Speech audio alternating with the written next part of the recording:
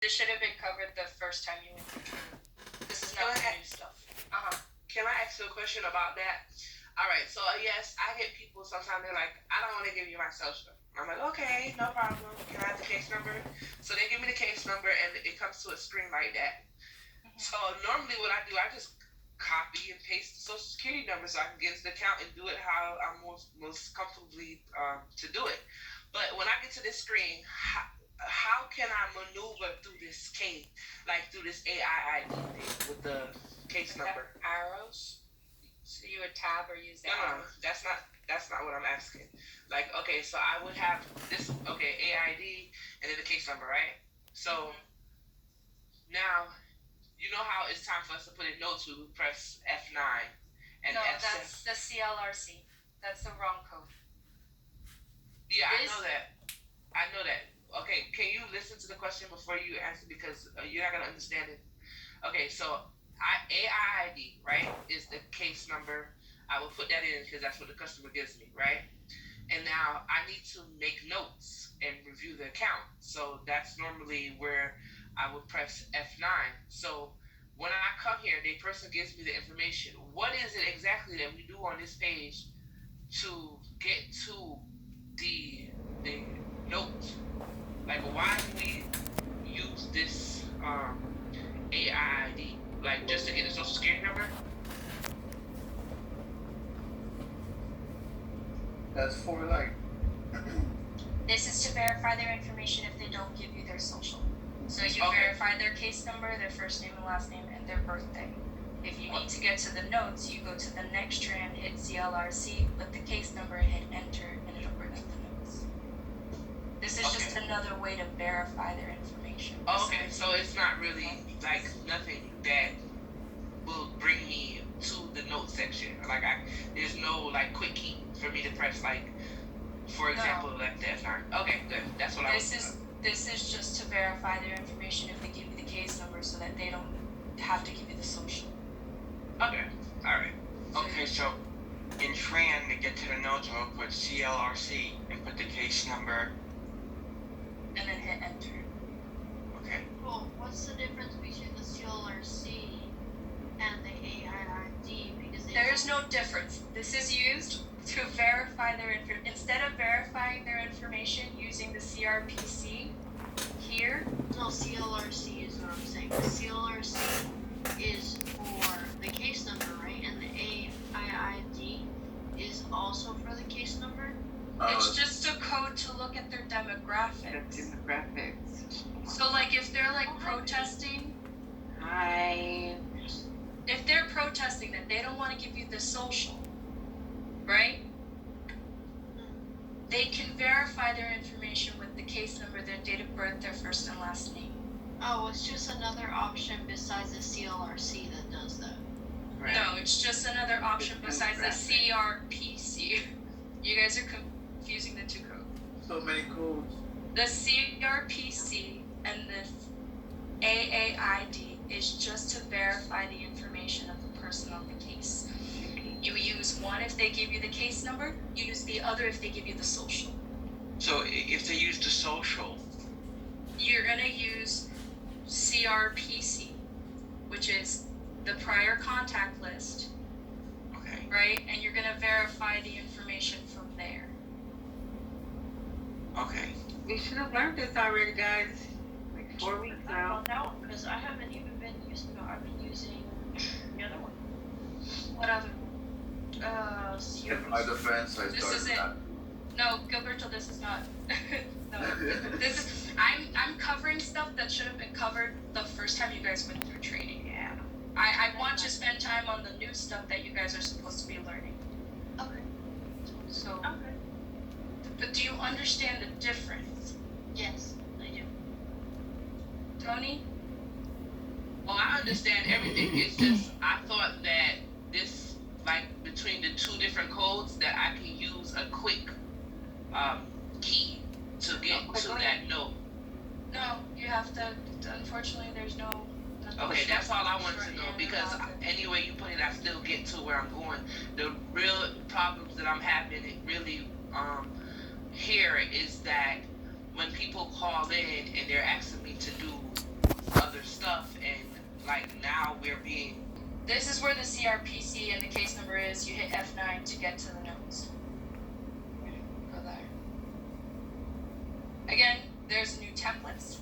There's one for a revoked account. There's one for disabled, family Medicaid. There's one for application status where it says pending, approved, or denied. There's one, we're not gonna use this one, receipt of documents, I don't know why.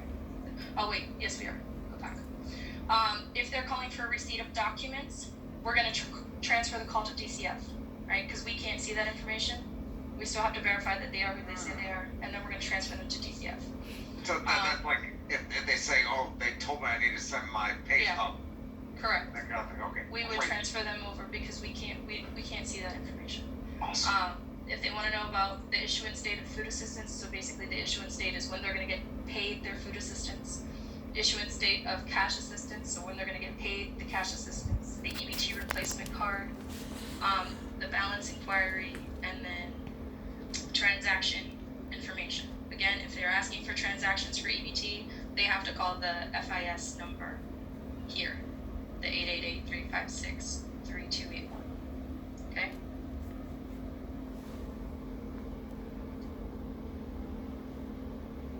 This is all the like application stuff. Look here, what page do I need to be on?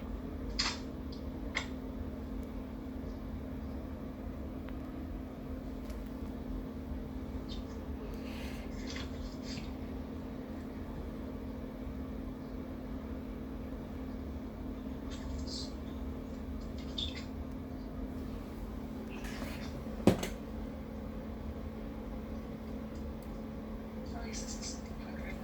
PDF. So page 83 talks about the cash assistance.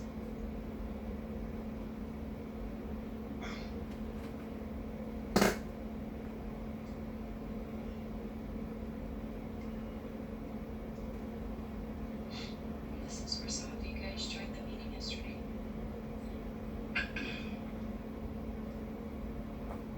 So again, the call-in procedure. So if the primary method here, if they call the primary method, you're going to use a CRPC to find the information.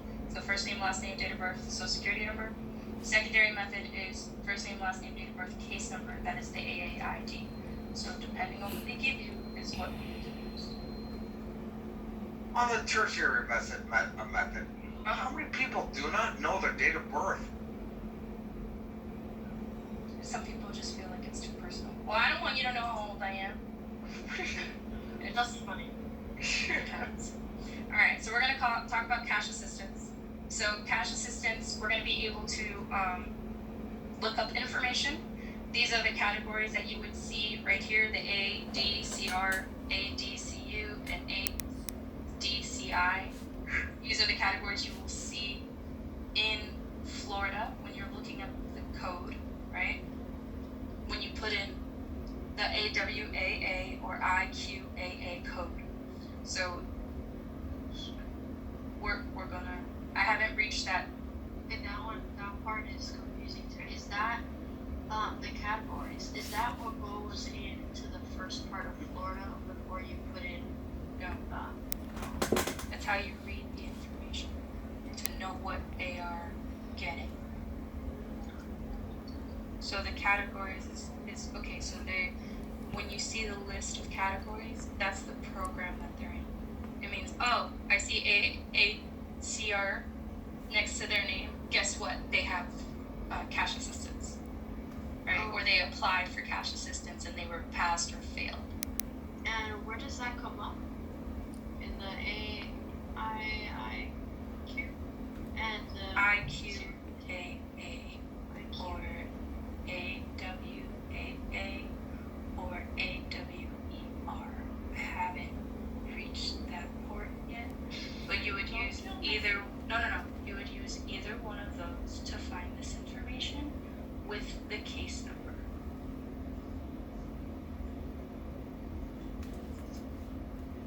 Okay, now I'm going to show you the screen in a minute. Okay, so this is, we already know that people who are eligible to receive temporary cash assistance, basically this goes to children, families with children under the age of 18 or 19 if they are full-time students or in a secondary school or equivalent, right? So if they're in college and they're a full-time student at home, they qualify. They have to meet the program's technical, income, and asset requirements.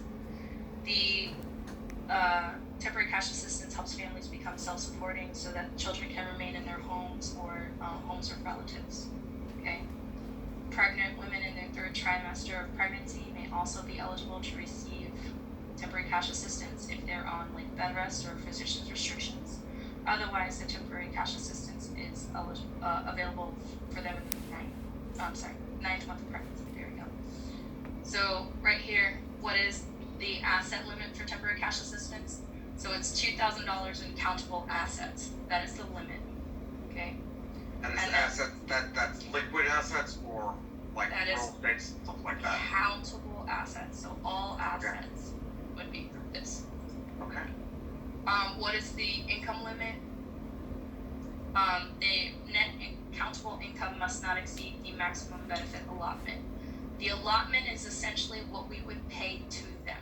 They can't get more money than we would give them monthly. Does that make sense? Okay. Now, everybody good with this part right here? I've got a question. You mentioned a pregnant woman in the third trimester. So to get a woman that's pregnant that's for like 30 days, she needs cash assistance. She does not qualify? She has the right to apply. We don't tell them whether or not they qualify. Okay, but technically, from what we're discussing, she It won't. depends on her medical documents. Okay, thanks. We cannot make that decision. All right, so all this information we don't need. No, it's just so that you know who's applying for cash assistance. Okay, thank you very much. So here's the income limit. Net countable income must not exceed the maximum benefit allotment. So filing unit size, one person, $180, and it just continues to go up all the way till 24. Who has 24 kids? 24, well, it could be like a foster parent or someone who houses foster children, right? It could be maybe a court-appointed person who's taking care of like a whole lot of kids. Makes sense. So it depends on the circumstance, and it's who's on the application who's trying to get the cash assistance. There was a question yesterday saying, I have to put the people who are in the household. That is understood, but it is just so that we can see who's in the household. It's not necessarily, that person is not part of the application, right? So we're not gonna necessarily look at that. We will look at that if, let's say, there's multiple people in the household and everybody's trying to apply for cash assistance. That make sense?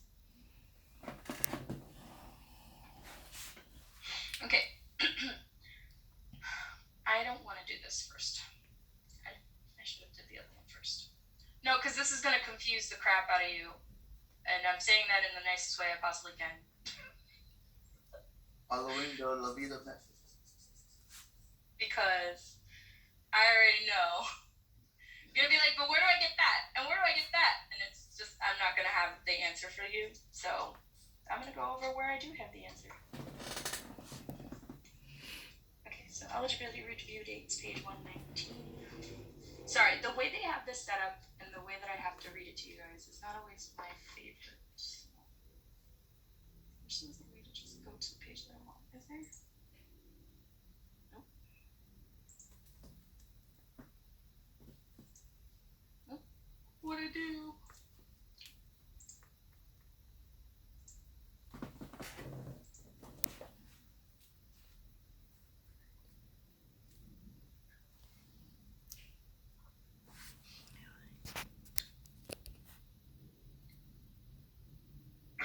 You would use either AWAA, IQAA, or AWER to find out what the status is, right?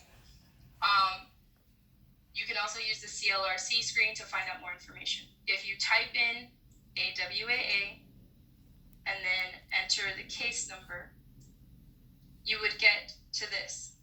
This here, everybody can see this okay? Yes. Okay. shows the category. So FS is food stamps, M is Medicaid. So right now, these people named Doe, right? It'll show all the opened cases that person has applied for. Okay? So right now, category food stamps, sequence number is 01. Name is Doe. Eligibility status, they passed. The benefit allotment is $275, and the assistance group status is open. Everybody see that? So if I go from, I don't know, there's no way for me to copy that or highlight it in the Word document like I did yesterday. Everybody see that? Right underneath this white box where it says CATFS, and then I just go across. C. Everybody understand why to use this? This is to find the case status, what I was asking you about earlier, correct? Correct. This is what we would use Okay. to find what is open, What is open? Okay. right? So their food stamps is open. The Medicaid for each individual who applied, so there's 3 different people who applied for Medicaid, is open. But this code is not what we use, like in my case this morning where my client asked me about the complete status of the entire application. That is something else I haven't gone Okay. over yet. Yeah, Okay. that's more AMSE Okay. before we get to And this this is point. Florida. Okay. This is more Florida. Yeah, so I'm gonna cover the Okay. Florida stuff first, and then I'm gonna go back The AMN. to AMS just because Okay. these are the codes that everybody really needs to know, and that for some reason I feel like it starts making things harder on people. What are the codes that we all need to know so I understand to make sure? There's a lot of codes now. These right here. There's only 3. I mean, technically there's 5 extra Okay. codes, Gotcha. but these are the 3. AWAA and IQAA are the same thing right here. This is the same information. It'll pull up the cases, the different programs that they're in. The AWER is what we would use to find their eligibility review date. So the next time they have to do the application.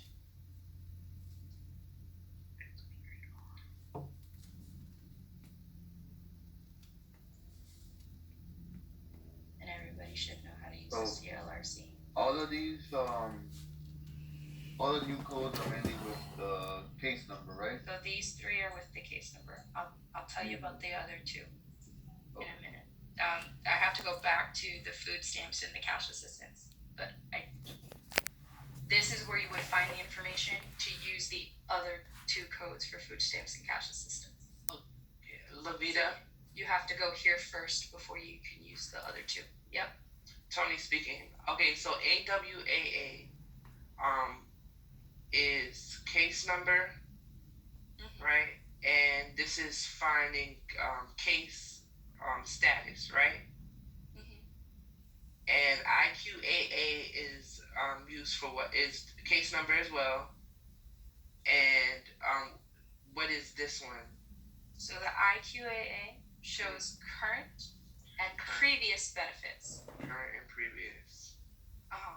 So then it'll show all the categories and the status of each denial or approval. Okay. Denial and approval. Because I have a little These cheat reason- sheet on my desk, so I need to update. So I'm just writing it down. Approval. You're fine. And So- then These reason codes here. So when you type in the IQAA and the case number, Did we get that? Yeah, we got that. you should have received a Yes. PDF with reason codes. And you see how this for category, it says the first category is ADCR. Sequence is 01. So it's Doe. They failed, right? So they didn't pass. And so their status was denied. And the reason code was for 241. What you would do is you would go to reason codes here. And I'm Okay. gonna adjust so I can see really quickly. Let me just. I want to go to where it's 241. Sorry.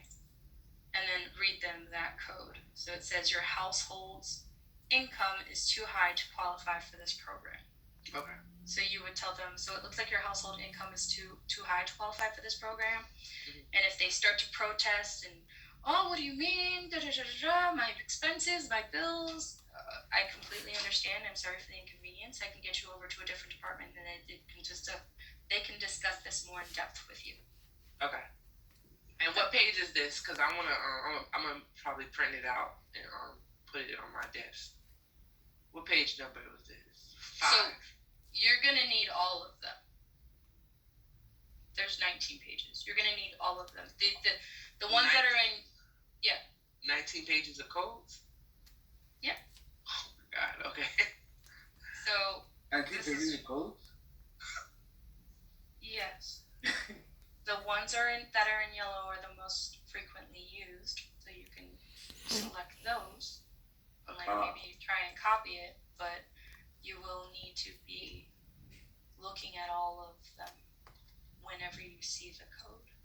Okay. Yeah. This is I'm not looking at- something that you're going to be doing all the time. The title of that PDF is Reason Codes Reason Codes Job Aid. Job aid. We're gonna throw that in there. You're fine. You can save it to your desktop so you can use What one. if I can print it from this computer? I mean, you Okay. should be able to print it, but it's not going to be.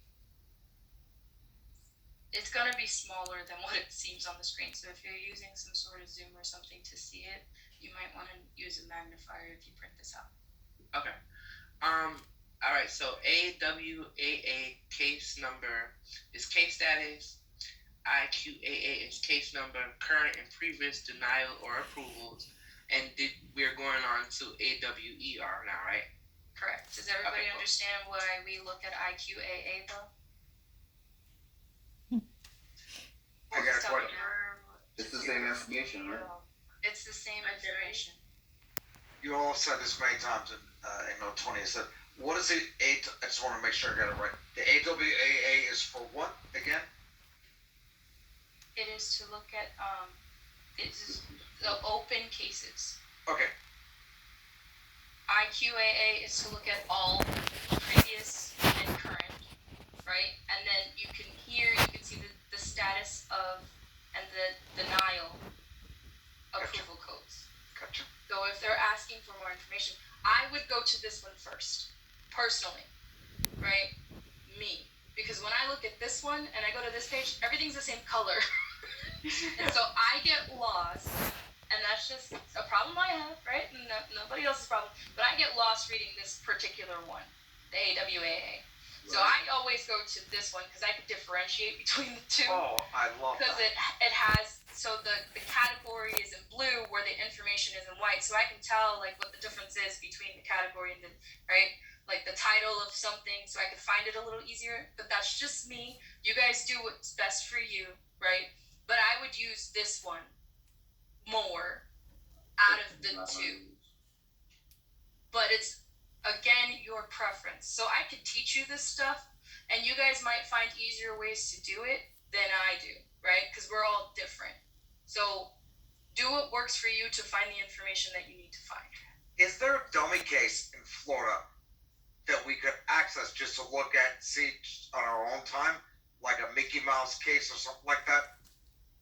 No, because you're using this is only in live Florida. No, I This will understand. never. So they don't have. You can only see this information from looking at a live account. Okay. So I mean, you can try and use a case number, but I wouldn't make any kind of changes or edits to it. So like I just gave Kurt a case number a little while ago. That is a live person's case number that I gave him. Do not screw up. Right. So If we have a case, can we do our own case numbers? I wouldn't. Okay, so essentially yes, but I wouldn't do it because the moment moment you enter it, your name gets time stamped on it.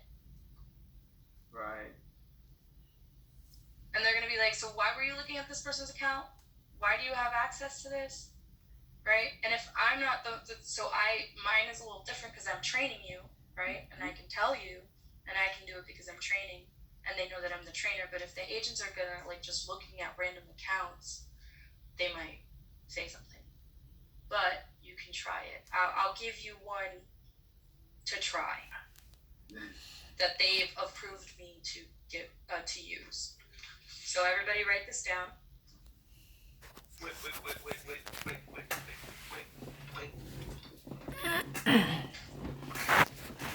Just don't enter notes on this. Just do the 3 codes that I'm giving you right now. We'll put the Olivia said it's okay. No, please don't.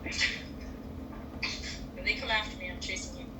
I will find where you live, just so that everyone's clear. It's already moved. So the case number is 10209-36401, and this is just to be used for today. I can go over it again if everyone needs me to read it. Just for today, okay. I don't have access to Florida. No, I know. I'm sending an email for you. Yeah, I don't know what happened, but I'm waiting for a response. So again, case number is 10209-36401. Okay, and then you would be using either IQAA, AWAA, or AWER to see the information. Now, AWE, so again, this is the job aid that we were talking about that has all the reason codes. That's the document that I sent out. That's the PDF. Let me go here real quick. So the AWER, the only reason why we would go to this is to see their certification date. So when they need to renew. Okay? So AWER is to see that the open cases and when they need to renew those open cases. Again, you'll see the category, which is FS is food stamps, MM is Medicaid, and these are just the different types. The sequence number, the name of the person, the payee, right?